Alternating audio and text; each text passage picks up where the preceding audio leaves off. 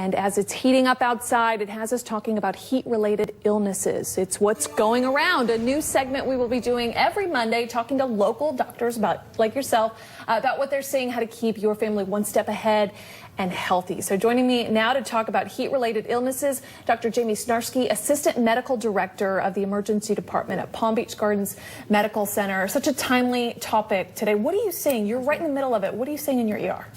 So we see heat-related illnesses all year round, as you can imagine, it being so hot here, especially in laborers, people who are working on your yard or on your roof. But everybody can get it this time of year, being out in the heat. I worked all weekend, saw some heat-related syncope passing out.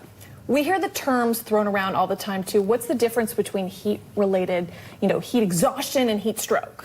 So heat exhaustion is just when you're overheated. You can be tachycardic, fast heart rate, profuse sweating, can feel lightheaded, muscle cramping, but heat stroke is much, much worse. So that's when your core body temperature gets above 104 degrees. You might lose the ability to sweat at that point, and then you have altered mental status. So that can proceed to seizure, coma, and death. The hope, too, is that you don't let it get to that point, right? Got to get medical care before that. Who's most at risk? So very young and very old. For most things, that holds true. For the young, kids and babies, they can't tell you when they're overheated sometimes, and if babies are wrapped too tightly. And then with the elderly, sometimes they're demented, can't get to help, don't have air conditioning.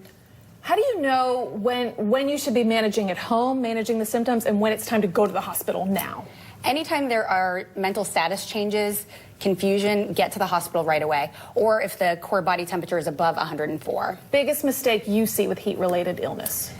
Not going to the hospital soon enough and not staying hydrated enough. That's truly the key. And like you said, anytime you start to feel foggy, a change in your mental status, get to the hospital. Absolutely. Finally, your best advice for everyone to stay healthy, stay safe in the heat. We know drink water.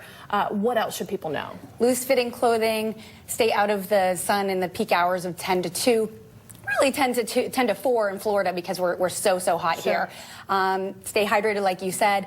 Check on your elderly neighbors and family members. Yeah, help each other out. Dr. Snarski, thanks for joining us. Welcome. Such important information.